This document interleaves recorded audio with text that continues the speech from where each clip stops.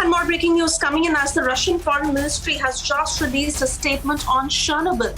It reads, and I quote, during the special operation in Ukraine, control has been established over the Chernobyl and Zaporizhzhia nuclear power plants. This was done exclusively to prevent any attempts to stage nuclear provocations, which is a risk that obviously exists. I want to straight away take to this to Captain Bansal, because Captain Bansal, in fact, this was also one of the questions I wanted to put to you.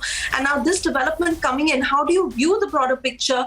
And read into this particular statement as it ends with saying that this was done exclusively to prevent any attempts to stage nuclear provocations, which is a risk that obviously exists. There is no doubt about it. In fact, if you remember, in the initial stages of war, Russia has intimated IAEA that it has assumed control of these nuclear plant bombs. Because under the IAEA stipulations, the country has to settle certain data to IAEA. So they have established that they have control. But please remember, even though these are peaceful nuclear plants, civilian nuclear plants, in times of warfare, the radioactive material can be used to build dirty bombs, etc. And this can happen without having a nuclear arsenal or anything like that. And I think to that extent, what Russians are trying to say is that they have captured it to prevent any nuclear escalation. But in the initial stages of war, if you remember, Russians themselves talked of nuclear war. That was to deter West from interfering in Ukraine. They said a nuclear war can be there. If West interferes, there'll be a nuclear war and it could be catastrophic. It will be a third world war and things like that.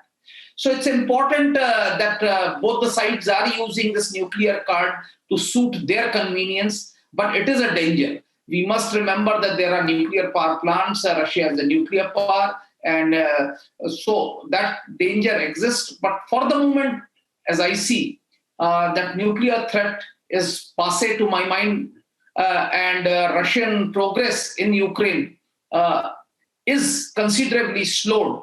So unless, of course, the two sides come to a negotiated settlement, this is going to be a long, drawn, protracted war, which will have heavy casualties and result in huge death and destruction, and will prevent the overall Russian objective, if they want to actually win the hearts and minds of Ukrainian, amalgamate them into the Russian Empire like the Russian Empire was there. That may not be feasible by antagonizing the population wholesale if the protracted war continues. So that, I think, both sides need to look into it.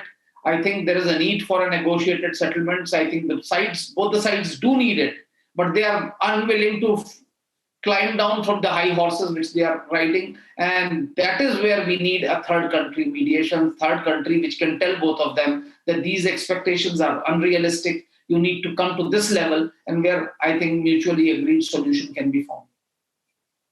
Absolutely, and you continue to insist on a third country mediation. We'll talk more about that. For the moment, we are slipping into a very short commercial break. And